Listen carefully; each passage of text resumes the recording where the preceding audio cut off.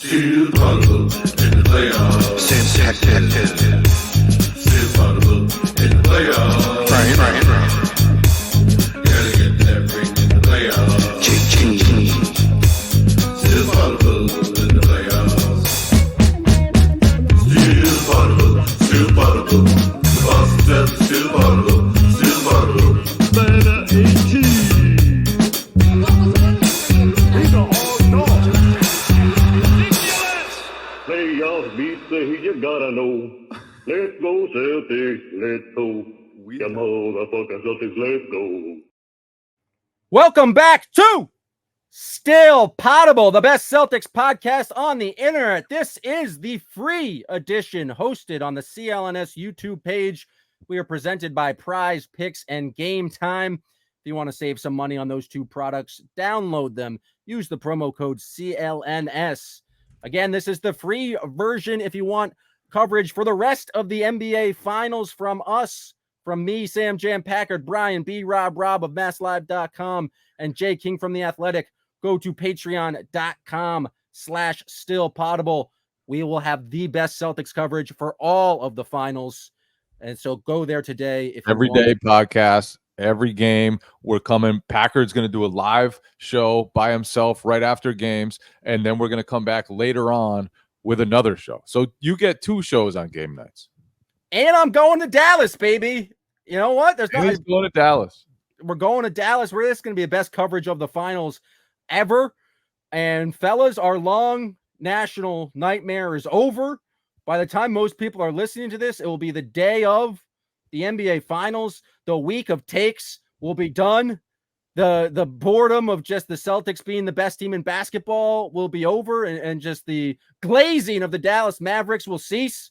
And we'll actually have some basketball to talk about. But we still have more nonsense to get to, because today you two fine fellas went to NBA Finals Media Day, and it looked like an absolute circus. You had Guillermo there making people drink.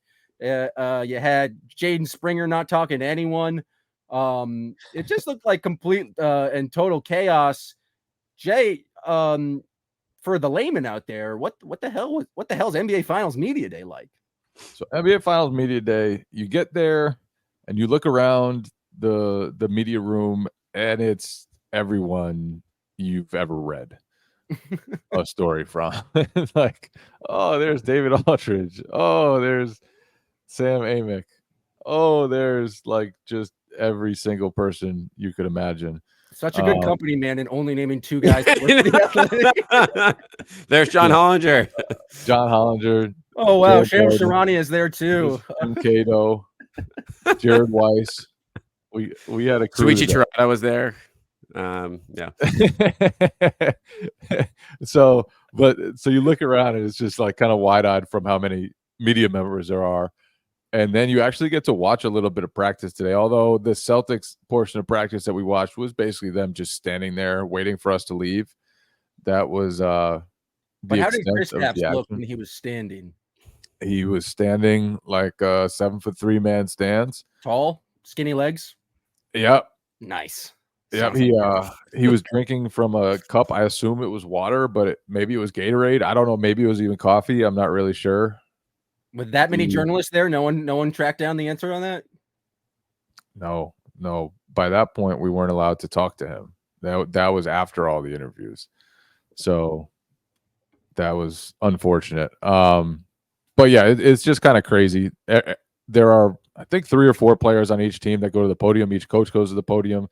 Then there are other press conferences available for like the next tier of guys on the roster.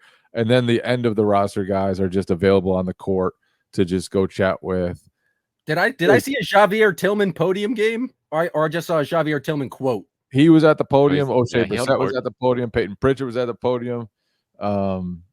Guillermo was sitting down at a tea table with Drew Holiday and Derek White. It was just a weird time out there. Pretty much, if you have a chance of playing a meaningful minute in the finals, you get a podium, like on the court to hold court. And then if you are JD Davidson or Jordan Walsh, you get to just hang on the sidelines and hope that someone comes talk to you. Yeah, I did speak to Jordan Walsh. That's where the best stories are. with those guys on these days. Yeah. I had fun talking with Jordan Walsh. What did Jordan have to say? I hear you can do a windmill dunk without stretching. You'll read about it on the Athletic. Tomorrow. I'm have to wait. What a tease! What a big market tease! Not tomorrow. Not giving away the good quotes, but folks, we are going to try and play a little best quotes from Celtics Media Day because Mazzulla talked, all the stars talked. They presumably said something interesting, and we're gonna bring you the most interesting things said at Media Day. Again, I was at the Red Sox game all day today, and not on Twitter, so I didn't see any of this. So I'm leaning on you, Jay and B-Rob, to tell me what I missed. B-Rob, I'll start with you. What do you think the most interesting thing to come out of Media Day was? Well, clearly the main attraction on Media Day was Kyrie Irving, and he was at the podium. I mean, you know that he was getting hammered with the tough questions about his time in Boston, except that didn't happen today. Not at all. He came in. I think it was out of like behind schedule from his usual slot. So it was weird. So PJ Washington came in when Kyrie was supposed to come in, and then I don't know what really happened with that. And then Kyrie sat down and yeah. Was there no Boston TV people there to ask the kind of abrasive questions? Where's Dan Shaughnessy when you need him? Where are you guys? You guys can't complain about the softball questions lobbed to Kyrie Irving if you guys were in the room and able to ask questions. Well, we've already asked him that stuff like a million times. Like how many times? This is but now he's cool. Years ago now. He's cool, calm, and collected. Kyrie. He did answer some questions one of the questions was about playing his former brothers. His words or the questioners? And those were questioners' words. Questioners. And then he said that they've gotten tremendously better since they played with him, which might be his way of taking a subtle dig at how they were back then. Or maybe I'm just still reading his quotes in his character from back then, which was very divisive. He doesn't seem as divisive anymore. Everyone in Dallas swears that he's become a leader, which is, if true, salute to him for making personal progress. But he was not a good leader back then. And yeah, he also made a lucky joke as he got off the podium. What was the joke? It was so I honestly I stopped paying attention after the press conference, and and then he stepped off, and all I heard was like I think Lucky put it there, like he stumbled a bit and like tripped on something and was like I think Lucky put it there. I'm actually not even 100% sure what happened. I just know he made a Lucky joke after his press conference. I did see a Mavericks reporter person film themselves stepping on Lucky, and then they got like so much heat from it that they had to delete their tweet. I don't know if that was like poor form because they realized that's not very becoming of a media member, or they just got yelled at so much, but I don't know. I thought that was a funny move. I mean, that's a funny bit. Yeah, you shouldn't have deleted it. You can't delete it. Not the most professional media move, but funny. It's something I would do, but not. I would send it to you guys. It was the host of the Locked On Mavericks. I just know it's like Nick Van Exel or something. Nick Van Exit is yeah. There you go, that guy. Yeah, so shouts to him. I would have kept it up for him. Like you're not. I was trying to think of something. Impartial media member. I was trying to think of something I could do to the Dirk statue in Dallas to get him back, but I don't have enough. Like I have no animosity towards the Mavericks organization right now. I'm sure I'll build it up immediately starting tomorrow, but at this point, the first time you see Luka complain to the refs after what you deem a clear non-foul, you're gonna have so much hatred in your heart. Yeah. Also, Mark Cuban is kind of annoying, and it's dumb that people think he should run for president, but he's also done a lot of cool stuff in making prescription drugs more affordable. So I don't know. I have no hatred in my heart for Dallas yet. I have hatred more for the NBA media for propping up Dallas than I do for Dallas. They haven't done anything to do this. Prize Picks is America's #1 fantasy sports app with more than 5 million members. It is the most fun and exciting way to get in on the action while you watch your favorite sports and players. You just pick more or less on 2 or more player stats for a shot up to win 100 times your cash. With Prize Picks, you can turn $10 into $1,000 in a single game watching your favorite sports this summer. You can make a Prize Picks lineup in little as 60 seconds. You just need to pick more or less on 2 or 6 player stat projections, and you're locked in. If you're looking for promotions, Prize Picks has got you covered every single week, from lowering select stat projections on Tuesday, which increases your chances of getting that win, to getting your entries fee back if you have a losing lineup on Fridays. The finals means more on Prize Picks, and so do the star players. You get boosted payouts on select basketball stars that you won't find anywhere else. There's always Prize Picks, and this is the perfect time to try out something new as basketball is winding down. You can try out the esports this month, because every Wednesday and Saturday in June, if your lineup doesn't win, you'll get your entry free back. Choose from Counter-Strike 2, Call of Duty, League of Legends, and more. I made my first $10 deposit and received an instant $10 bonus. So if you have the skills, you can play for a shot at turning your $10 into $1,000. Prize Picks is available in more than 30 states across the country, including California, Texas, and Georgia. Join today. Use the promo code CLNS for your first deposit match up to $100. That is promo code CLNS. Prize Picks. Pick more, pick less. It's that easy.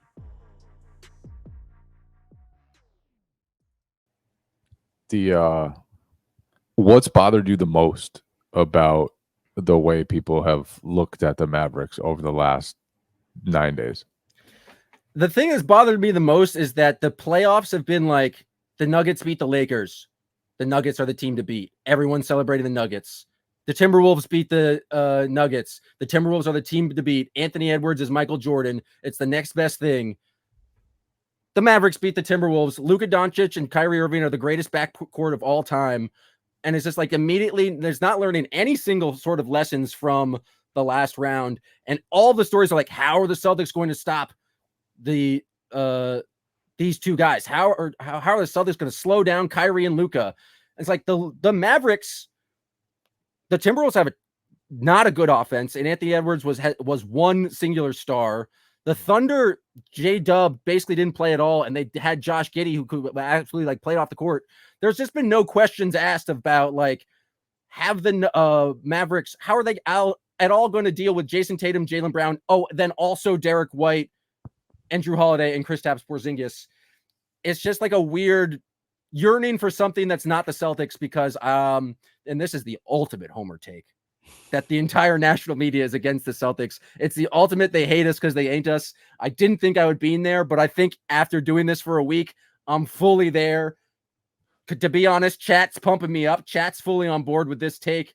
But it just feels like there's such an eagerness to be like, let's find the next best thing that is not the Boston Celtics, when the Boston Celtics have been the best thing all year, and they should be celebrated as such. Well, they got 4 more wins to prove it, baby. Yeah, buddy. 4 more wins to prove it. But yeah, I agree. Some of it has just been weird. But not all of it. It's not all weird, and it's not all like, it's like kind of, it's like you're going in the series, you're previewing it. Obviously, Luka Doncic is very good. Obviously, Kyrie Irving's very good. But it's just weird to hear like the hype for and PJ Washington and Derek Jones Jr. have been pretty solid in this playoffs.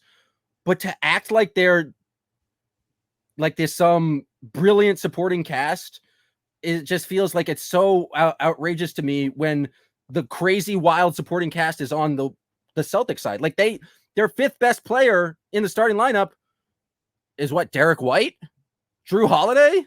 Like, that's insane. And there's a reason Derek Jones Jr. was a minimum player. There's a reason PJ Washington was available at the deadline.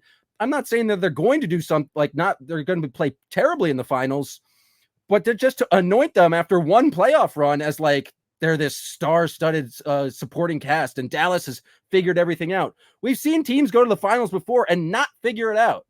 and like not have it all the way. The Celtics in 2 years ago got to the finals and then just weren't like blowing up. It just feels like there's this Dallas is here and these two teams should be on equal footing. Doesn't make sense to me.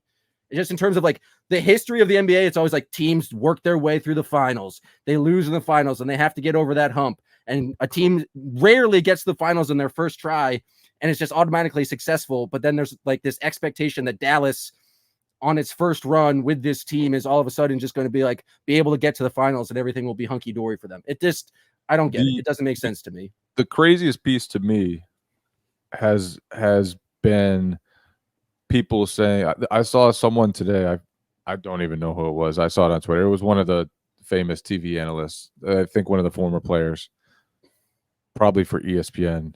And they said if Kyrie was on the Celtics, there'd be a discussion about who was their best player.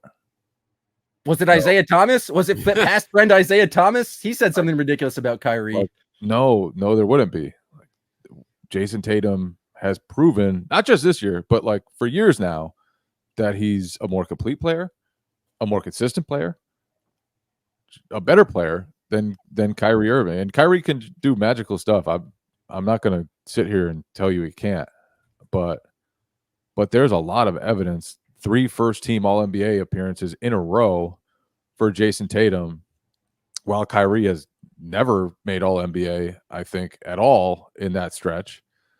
And it's just, there's just weird conversations going on and weird. Kyrie's star is bigger than his impact.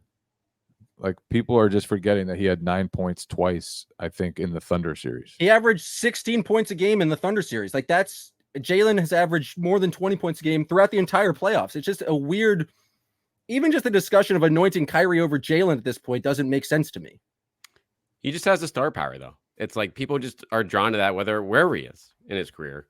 And we saw that to a degree in Boston, over just like the curiosity of him during that period here, where anything he said, people were all over it half the time because it just didn't make sense. But now people with the star power and the fact, I think people just love a comeback story in general. And that's pretty much what he is this season after, last year, essentially, demanding a trade, threatening to leave the Mavs unless he got a max contract, and literally having no market for him out there because he was so toxic at that point. So he just came back to the Mavs, and now they've figured it out for 3 rounds. It's good for them that they've done it, but this could all change in a hurry when you're facing a juggernaut Celtics team.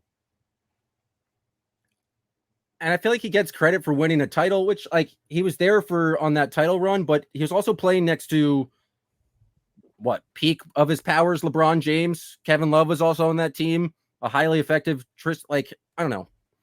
I feel like that's a lot of LeBron. Like, obviously Kyrie was great in game 6 and 7. Like, LeBron and him had both scored 40. He had the shot in game 7.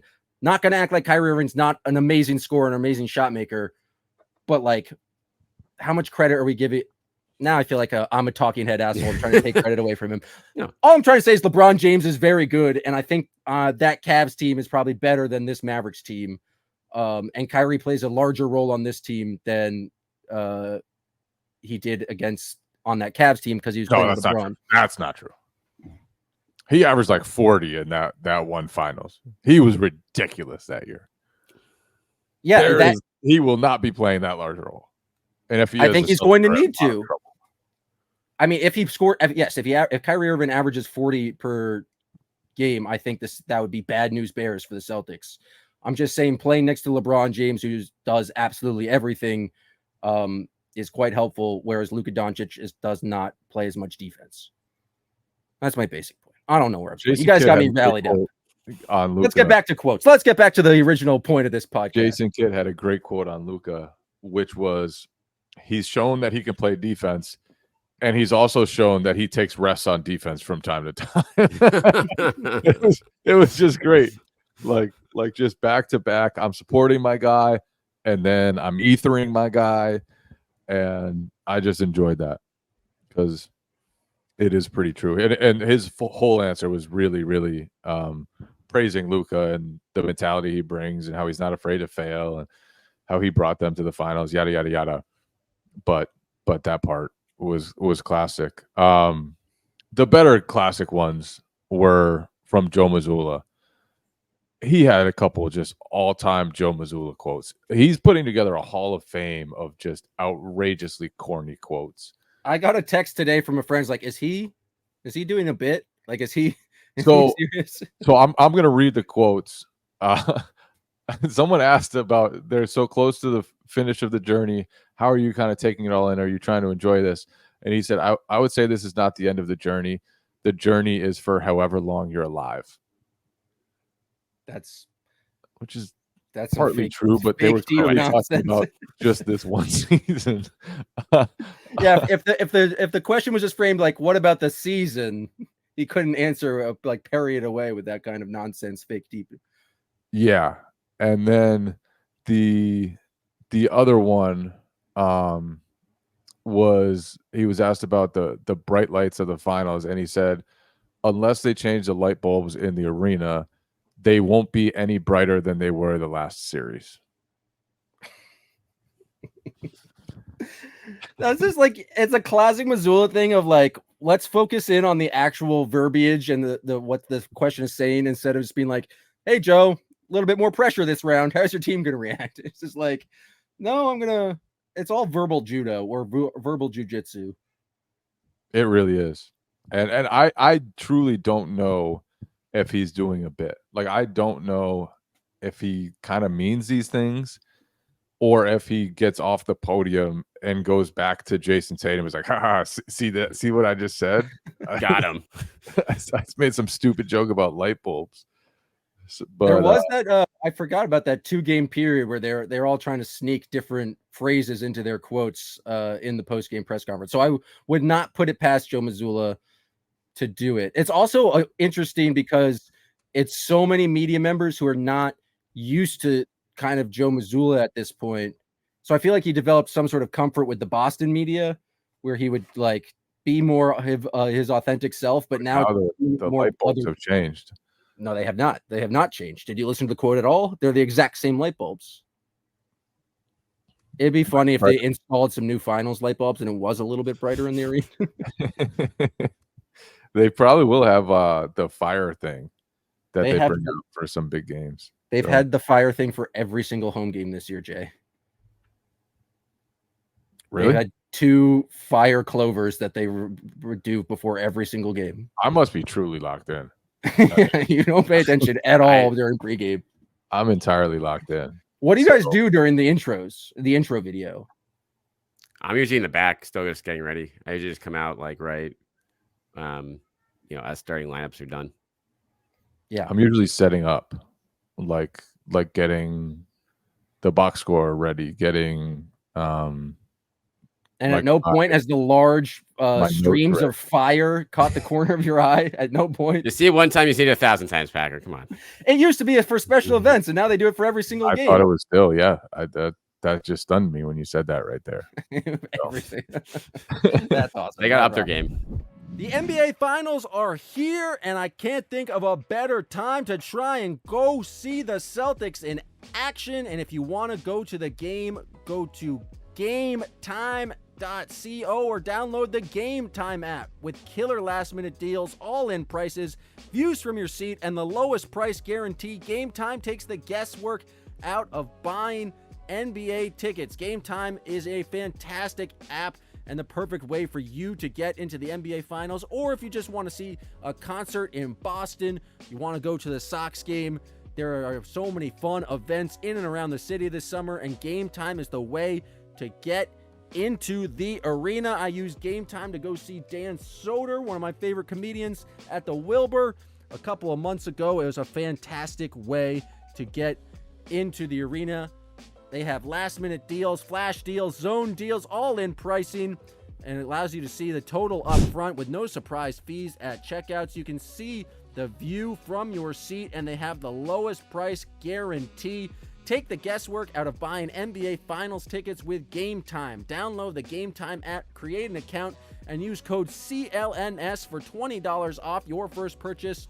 Terms apply. Again, create an account and redeem code CLNS for $20 off your first purchase. Download Game Time today. Last minute tickets, lowest price guaranteed.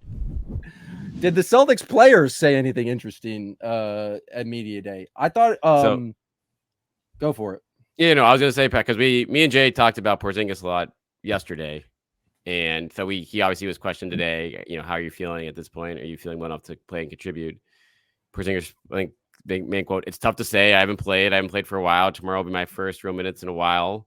I did as much as I could to prepare for this moment. There's nothing like game minutes and game experience I'm going to get tomorrow. It will be tough to jump into the finals like this.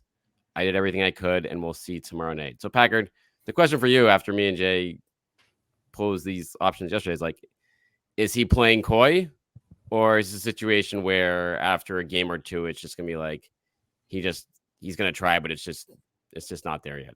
Like, what do you feel like he's feeling in his head?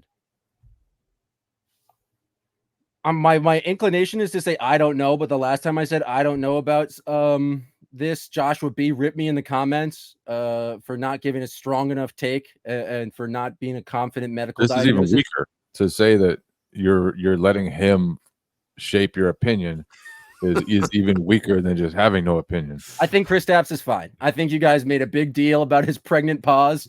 I think he's being coy. It wasn't just that; it was everything he said. Yeah, it was everything. It was the whole tone of the press conference. Yeah. Oh, sure. The tone of the press conference. Like there's nothing on the official injury report. It's not like he's questionable. It's not like he's probable. He's going to go. I do think there's going to be an adjustment period of just like you haven't played in a month and now you're coming back for the intensity of the finals. But I think part of it too is he's just kind of matter of fact, and he's not going to like just. He's not going to promise and be like, I'm going to be out there and be perfect. Like he's not going to just pull out bravado just to do it. Like when he was asked before the season, are you going to be more ready for the playoffs now? And he's like, I don't know. I sure hope so. I'm going to do the work. Yeah. And it was just kind of like, yeah, I mean, I guess we'll see, guys. And at the time I don't think I'd ever spoken to him before. If I had, it was like with random Knicks writers or Mavericks writers at some point. But I didn't really know what he was all about at that time. And I was just in my head, I was like, that one's interesting. Let's kind of circle back here and see what happens. So I think part of it might just be that he's matter of fact, and he truly doesn't know how that calf will respond when he's in a finals game. He doesn't know how he'll respond to a finals game because he's never been in it. And he's right. It is going to be really tough to be parachuted into an NBA finals game when you've never played beyond the first round, when you've been out since I forget the date, but game 3 of the Miami series. They made it very easy for us to remember. It's been exactly 36 days since he got hurt. So yeah, it's going to be difficult. And I think part of it is just he states things kind of as they are instead of shaping himself to be better. He tells kind of the truth. We got Josh. We got Josh here. Ooh, the legend, Joshua B. Set us straight, Josh.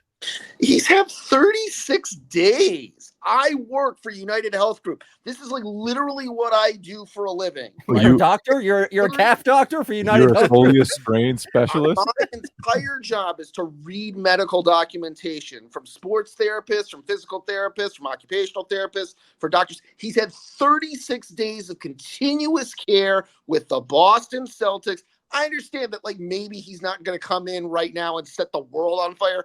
But if Wick Grossbeck literally came down from the stands and was like, look, can you get this guy ready in 36 days? And the sports therapist staff, the doctors of the world said, no, I think he needs extra time.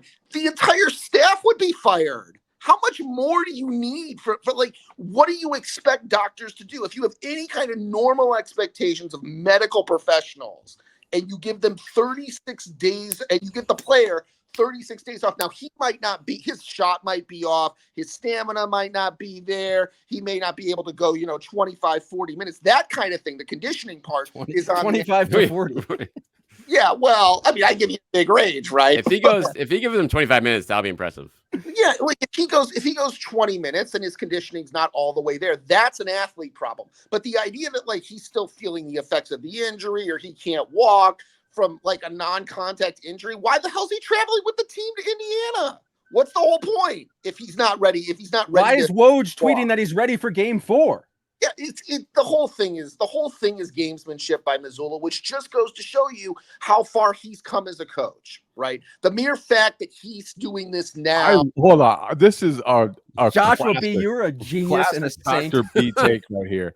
Dr. B has not just proclaimed that Kristaps is going to be perfectly healthy, but also has proclaimed that it shows the genius of Joe Mazzulla. This is why he's a legend. I mean, I'm not as big a legend as the person who went on the Basketball Buds and said that Al Horford is going to drain 9 threes in a closeout game, Game 5. That was absolute genius, and that was absolutely deserved, which, by the way, might happen. I actually came on here to say that all these people who believe that Luka is so much better than Jason Tatum, Jam, you were right on that I was yelling at the Poddable group when you said that. It's like the difference between 3 and 4, right? Like whether you want to say that Luka is the 3rd best player or whether you want to say Tatum is the 4th best player, wherever you're at there, this idea that like there's not a full court, right? That there isn't a defensive side. All we got to do is look at the offense, and that's the way we're going to judge a player. It's crazy talk. You can't. The moment that you look at the entire court, the difference between the two of them becomes so much more minuscule, and the stats back it up. What did Luka average? Did I see 32 points compared to Jason Tatum's 30? Is that what I'm seeing? Like Tatum averaged about 28, I believe. For the whole playoffs, 28? No, he's at 25 or 26 for the playoffs. 25, 20. He wasn't great in the Miami series. He only averaged like 22. Yeah, if only we had like the largest point differential in a first-round series ever during that series. Yeah, that'd be tough if we did have that. I guess my Dr. final. B. I only really have one serious question for you guys, but and it comes down to something like this.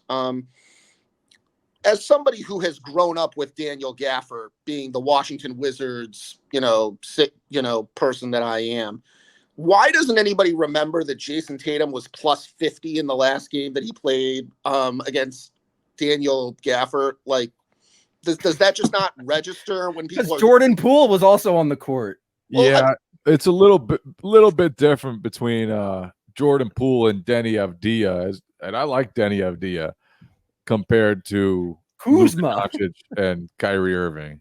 That's fair, but how different is Denny Avdija from, say, I don't know, PJ Washington? Denny Avdija is good. He's the only Wizard worth a damn. Celtics in 5. You're spot on, Jay. Like your prediction is dead right. They lose game 2. They win the other 4, and they win it in the Boston. They win it in Boston, and everybody is cured of all of their angst.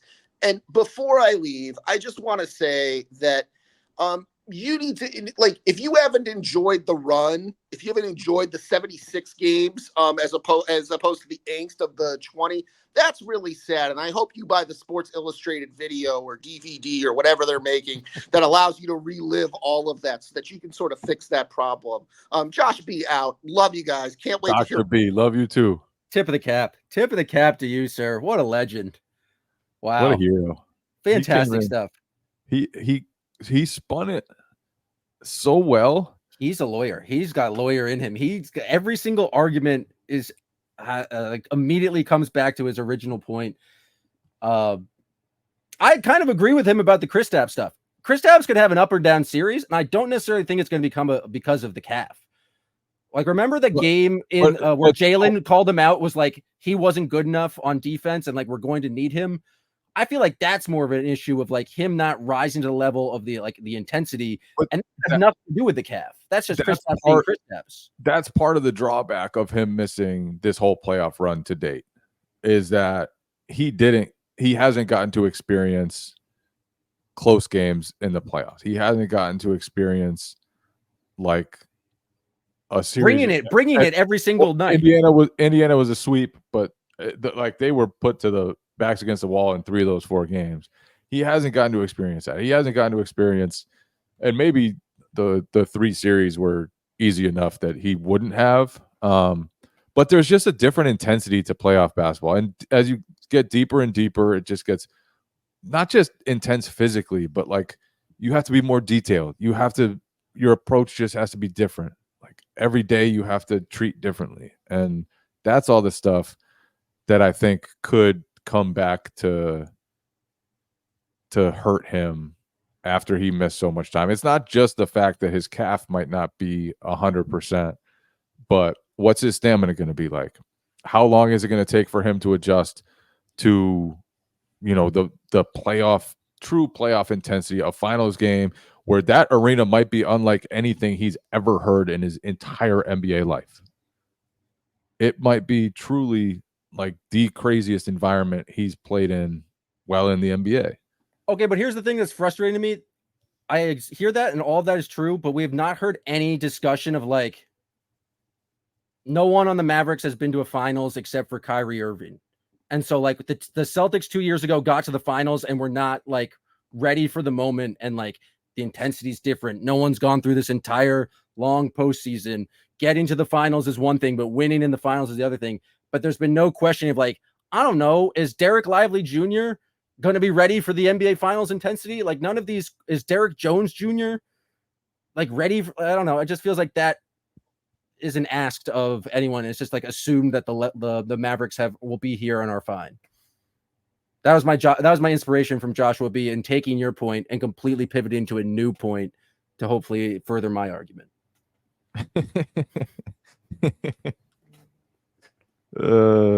Dr. B. What did the Celtics say today that was interesting other than Joe Mazzulla's bad jokes? I think you had a Jason Tatum quote before. B-Rob, was that you or was that me? Did I say B-Rob, you were on mute for some reason. B-Rob's still on mute. I'm back. Sorry. I have a Jalen. I've got a Jalen quote ready. All right, let's do it. He was talking about, I think he had a lot of good stuff. He talked about Kyrie, talked about, the scrutiny that he's under. And that was the one that we'll get to, I think, with Jay in a minute with Tatum in terms of being one of the most scrutinized players in the league. But what stood out to me a lot was just Jalen talking about the journey with this group. And it was his kind of slant off question. And he responded, I think this is a special group. I really do. The core of this has been here for a few years now. We've been able to go through experiences of having success, but not having success at the same time. I think to solidify the ultimate goal is to get over the hump and win. I think that will add a lot to our legacy. But as of right now, that story is still kind of untold. And so I think just like the perspective he has there of knowing it is absurd just how many times they've been to the East Finals, 6 and 8 years, and then how many times they've been on the doorstep when we've been saying time after time, like, this is their best opportunity. That's right there for them. They may never get back here. And now not only are they there, but they are the heavy favorites, something they haven't been before. And now they have the perspective of maybe learning from these mistakes. And I think that has hit home with him during this playoff run, and the way the team has played throughout this playoff run. I think it's kind of been, universal around this whole group. One of the most interesting things I thought was Jalen. He was asked whether he'd rewatched the finals games from 2022. And he said, yeah, but he also brought up, he's like, I watched last year's Eastern Conference Finals too. And I feel like more than anything, like it wasn't the Warriors series that stuck with Jalen.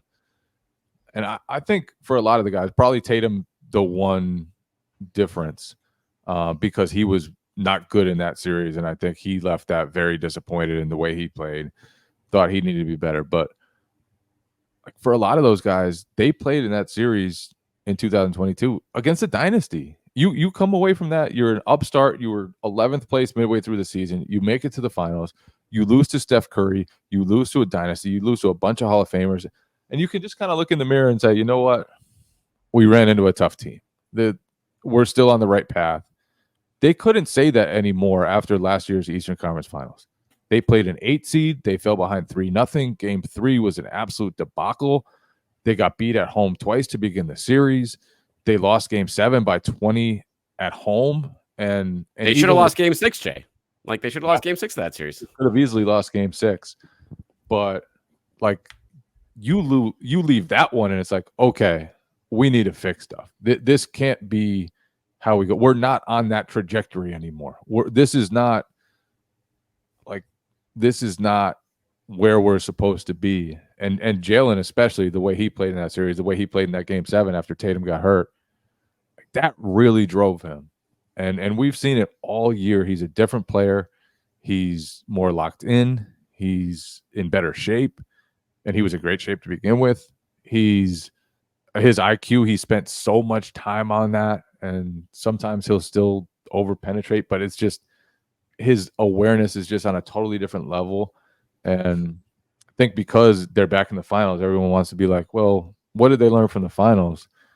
I think for a lot of the guys on this team, a lot of the guys, Joe Mazzulla, I'm sure, like it was last year that was really the kick in the ass that kind of led to this season. And I think especially for Jalen, that's the truth. One thing I just love Jalen's approach. I feels like this entire season, whether it's just not like after what was it, game 2 against the Pacers, where after he didn't get all NBA, and they won, and he was very good, and he just kind of seemed pissed off. I think it was in the all in version from the Eastern Conference Finals where he said, like, there's been people who've believed in me, and there's like been a lot of people who've doubted me, and I don't get the respect, and like those people can kiss my ass. And I saw a bunch of people being like, oh, you just signed the biggest contract in NBA history, and you were just named Eastern Conference like Finals MVP. Like, what is he talking about? You need to be an insane person if you're going to be an athlete. And you like, and no, I don't even think it's insane. I don't think it's insane. I think he's signed also that contract. Everyone was saying they might have to trade him one day. They might have to get that rid was of the that first contract. reaction was that like they signed his contract. It's a terrible contract. They're going to have to. It may not be a terrible contract, but it's a potential problem at the very least. It wasn't like, oh wow, they signed Jaylen Brown. This is great for them. Like they got him for another 5 years. This is fantastic. Huge score. It was very much not that reaction at all. So like yeah, other guys got money too. Like when Timothy Mozgov got paid, and when Evan Turner got paid like $70 million, like that doesn't come with respect all the time. A lot of the times that comes with scorn. It comes with questions. And I think in Jalen's case, that came with questions, and people look down at him. So I don't think it's insane of him to think I haven't been respected. I think that's pretty normal. And I think those questions were actually fair about him. I think he's come a long way since then. I think even in the last year, he's improved a lot, but I can see like where he's coming from. I don't think that's insane at all. Maybe insane was the wrong, I guess, word choice, but I think like in order to be a great athlete, you need to take slights, whether real or imaginary, and turn them into motivation to make you work harder, to make you be in the gym, and to make you like want to vanquish your opponents. Everyone loves Michael Jordan for like criticizing his JV high school coach for cutting him, when it turns out that just didn't happen, or like just making up individual stories to drive him. I want my superstar athlete to be driven by slights, to be angry at the world for not giving him enough respect. And I feel like Jaylen Brown, the thing you can give him the most amount of credit for, and the thing that I think he deserves the most amount of respect for, is he's gotten better every single year he's been in the league. And it's been a noticeable, just steady incline in terms of what he can do. And if it's slights that are driving him, if it's like being drafted and being told he's too smart, or if it's anything that is just driving him to get better, I'm all for that. And so I just like that his approach is like, we need a championship. The goal the entire time is going to be in championship. People have doubted us, and we're going to prove them wrong. And I just like his mentality. It feels like he's been maybe the emotional leader of the team. Maybe him. You give Al Horford a lot of credit there as well. Obviously, jumping around in game 2 against Cleveland. But like with Marcus Smart gone, it feels like Jalen has stepped up as like, take the reins. I'm the guy who's like going to be like, make sure this team is locked in and focused. And I've just like loved his entire approach throughout the season, and especially in this playoffs. Yeah. And I never thought he would become the leader of the team. I think he's always played with some leadership qualities. He's always had a fire about him. Whenever things are going wrong for them, it often seemed like Jalen was one of them to like step up his intensity, get them going again. But vocally, the way he's done it this year, like, I never saw this coming. I did not think that he'd be the guy going around to everybody before game 3 against Cleveland. Like, we need to bring the defense tonight. That's what it's all about tonight. We need to lock in, get your defense ready, whatever he was saying. I didn't see this happening. And so Celtics have been blessed with two stars who really do listen to coaching, who really do work on their games, and who have always been about the right things, just didn't always know how to play the right way on the basketball court. And it took them a while, I think, to get there basketball-wise. But we'll see if this is the right time now for them to break through against a guy, Luka, who typically does play the right way, typically does find a way to maximize possessions. It's going to be fun, man. I'm fired up. What do you think about, I guess, Jason Tatum? Because Jason Tatum, I don't see as the same kind of like Jordan-esque Jaylen Brown style of like just hatred in his heart. Like, he's so cool, calm, and collected. And maybe that's just his very much like public persona, because he's been kind of crafted to be this very cool guy. But Jason Tatum has been here for a week hearing pundits like myself say that Luka Doncic is clearly better than him. And so I just don't know how Jason Tatum necessarily is like reacts to that. But it's going to be, I think it's going to be interesting to see. He comes out where obviously he has a lot of pride in himself. He's the guy who works on his game. And we've talked a lot about like defining success. I don't think he gets enough credit for like, yes, the Celtics have a great team, but Jason Tatum taking a step back and deferring has allowed this team to blossom. How does he react to being like told he's the second best player in this series? Does he try to score more? Does he try to make his impact on the series? Or is he just continuing to be cool, calm Jason Tatum, make the right play? Because I kind of think it's the latter, where he's just like, he's not going to go out of his way to try and score 30. He's continuing going to make the right play. And I kind of like the balance of like Tatum being the most talented guy, making sure that they play team basketball, and Jalen kind of being the fuck you guy. It's a classic fire and ice scenario. And I don't know, I guess Tatum's ice and Jalen is fire. It's funny. I was on Chris Broussard's radio show the other night, and he asked me, is there a chance that Tatum like listens to all this and comes out and just tries to prove that he's better than Luka, and that he's better than Jalen even?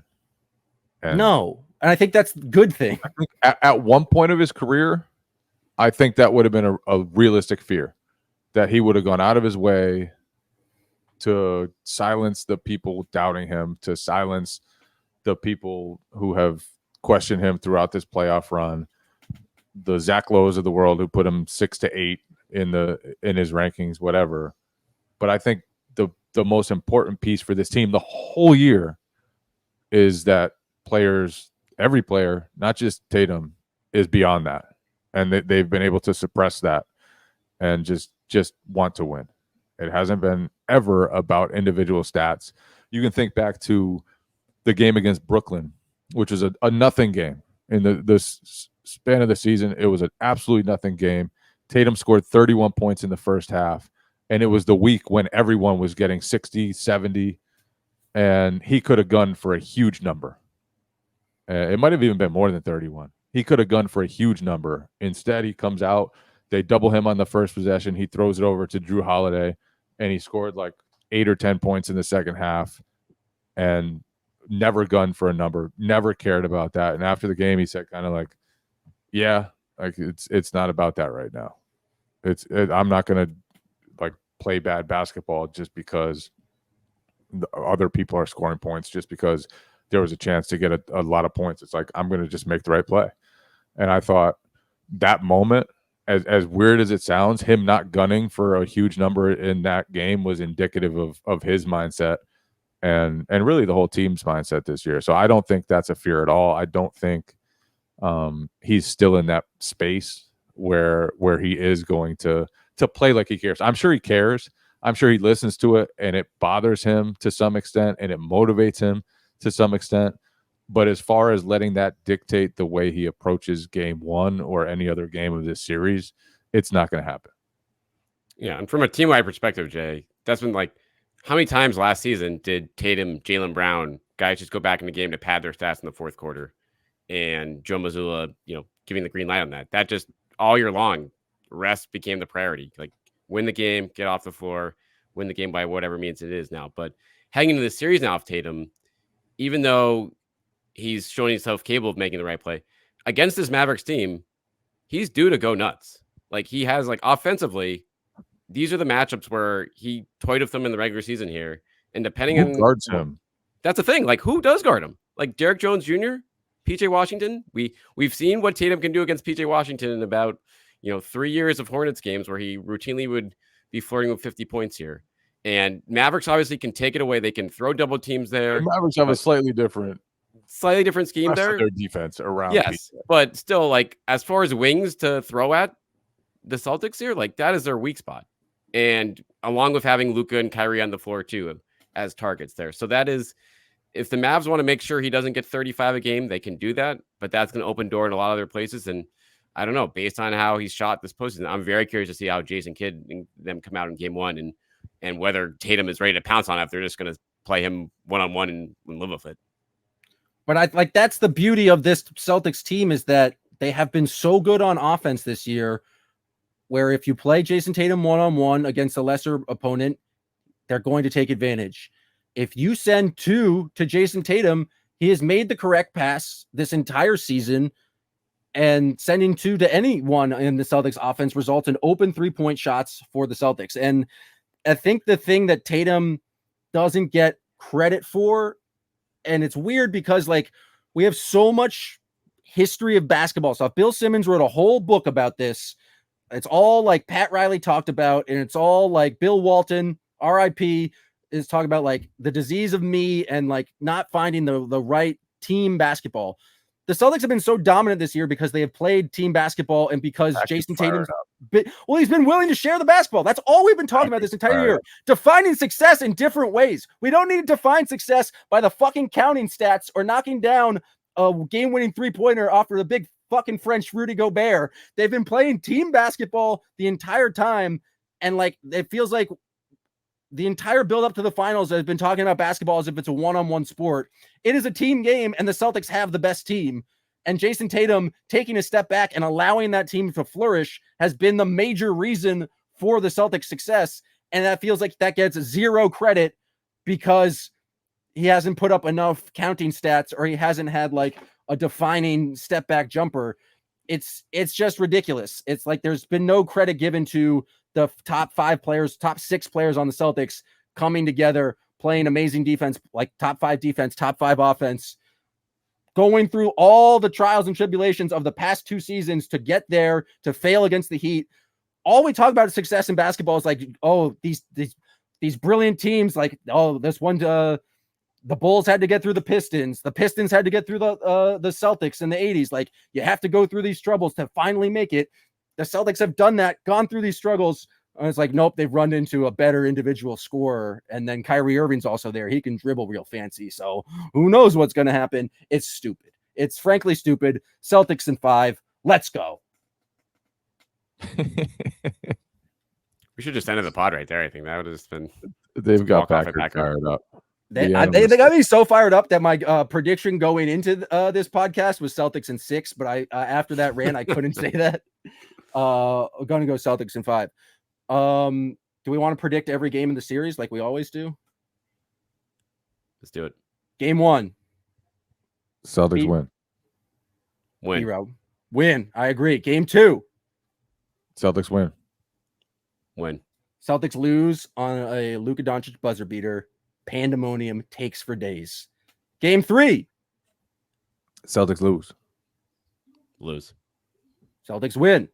So we all have it at 2-1 at this point. Game 4. Celtics win. Win. Tatum's going to go bonkers in game 4. He's going to have 43 points and 12 rebounds and 8 assists. Damn. So B-Rob, you have it at 2-2. Jay, you have it 3-1. I have it 3-1. Game 5, back in Boston. Jalen closes it out. Jalen has a huge game to close it out. And he just goes at Kyrie time after time, just treats him like Tyrese Halliburton, and just has a lovely time beating Kyrie. And then Joe grabs Kyrie by the neck and puts his face in Lucky and pushes his face into Lucky and steps on Kyrie's face and makes him kiss Lucky. Is it a judo move? Jiu-jitsu? Yeah. Jiu-jitsu? That's how it's going to end. That's how it's destined to end. Right there. B-Rob, I don't know how you're going to follow that, but what do you think it happens in pivotal game 5? I have a game 5. I have a win with no violence at midcourt. Unlucky.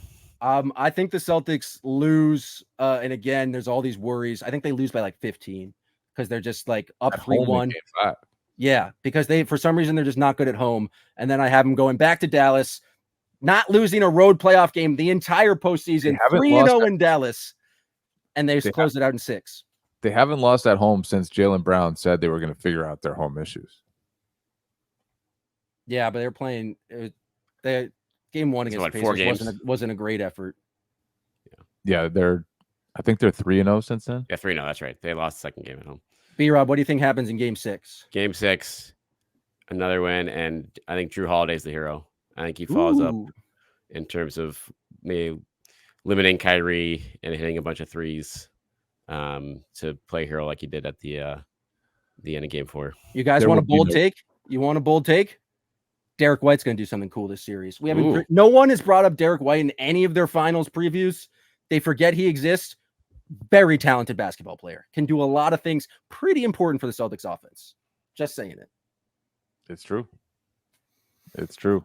Packard's been fired up. He's been listening to too much nonsense over the past 9 days. Now we got our bar question. I've also been studying for the bar. I picked out a bar question for you guys to help me with. This is from the criminal procedure section. It's a Fourth Amendment question. You guys both know the Fourth Amendment. While on patrol one night, 2 officers noticed the car of a known drug dealer in the drive-through lane of a fast food restaurant. Based on prior discussions with confidential informants, the officers had probable cause to believe that the drug dealer had drugs in his vehicle since he regularly made drug deliveries from the trunk of his car. Noticing that the drug dealer's headlight was out, the officers pulled him over once he left the restaurant and searched his car. The officers did not find any evidence of drugs, but they did find several illegal weapons in the trunk. The question is, and it's a multiple choice question, so I'll give you the 4 answers. It was an illegal search in the first place. Did the officer's seizure of the weapons violate the drug dealer's Fourth Amendment rights? A, yes, because the drug dealer could not access the trunk from his passenger compartment. B, yes, because the officers were searching for drugs, not weapons. C, yes, because the stop was pretextual in nature. D, no, as a valid application of the automobile exception to the warrant requirement. C. I'm going D. No, it was C. Jay, you are wrong. Pretextual stops are absolutely allowed in the Constitution. U.S. v. Wren, Justice Scalia writing a real bullshit opinion on that one. What does pretextual mean? Pretextual means is like you're stopping someone for something other than what you're actually like stopping them for. So stopping him in this case for the headlight when you're really looking to search him for drugs. The Supreme Court said police are absolutely allowed to do that if you don't make use of. Well, honestly, I have a problem with our country. Yeah, no, it was a bullshit opinion when it was written. It was wrong when it was written. The big question is whether or not the trunk was locked. Now, we don't have that type of information. If the trunk was locked, there's no reason why they should be able to get into the trunk. If the trunk is wide open, and you guys should know this from listening to 99 Problems by Jay-Z, really anything in a car is fair game. The automobile exception to the Fourth Amendment allows the police to basically search anything in your vehicle unless it is in locked compartment. B-Rob, you are right. Let's go. The answer is D. Jay, I'll give you some credit because the policy question, as a matter of policy, you are correct. Pretextual stops are bullshit. The spirit of what it should be, I was correct. Yes. I mean, if we go back to 1770s and the Writs of Assistance Act, I think we'll notice that the spirit of the Fourth Amendment is that agents of the state should not be able to trawl your stuff without a warrant, not based on trumped up probable cause and pretextual bullshit about what's going on with your headlight. So, Jay, I give you credit as well. Full credit to the entire Still Poddable crew for both the correct constitutional answer from B-Rob and the right policy answer from Jay King. This is why you're going to pass the bar, Packard, because you get this kind of get both sides of the coin here. Oh yeah, I'll just channel both of you guys while I'm taking the bar. Like, know what the way it should be, and then know what the bullshit way it is in the Constitution. Yes. Or how it's been interpreted. That's what you guys get from us. You get some basketball talk. You get me some fired up. You get Joshua B coming in with his medical expertise. You have the collective legal expertise. That's what separates Still Poddable from every other Boston Celtics podcast, every other NBA podcast, every other general interest podcast.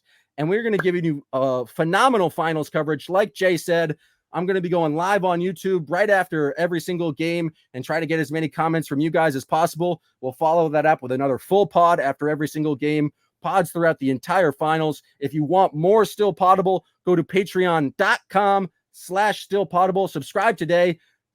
Become a kid. You should really become a god or a legend so you get every single piece of content. We really appreciate it. Join the chat. The chat's going to be popping off. The chat's been the one that's been firing me up. So if you want to talk basketball with a bunch of other Celtics fans who have much more hatred in their heart for the Mavericks, join the Still Poddable family, join the chat. It's going to be a lot of fun. We really appreciate everyone listening, and we'll be back tomorrow when we finally have NBA basketball to talk about. I'm so looking forward to it. It's going to be so much fun. Thank you guys for listening, and we'll be back tomorrow with more Still Poddable. Still Poddable, the Boston Celtics, Still Poddable.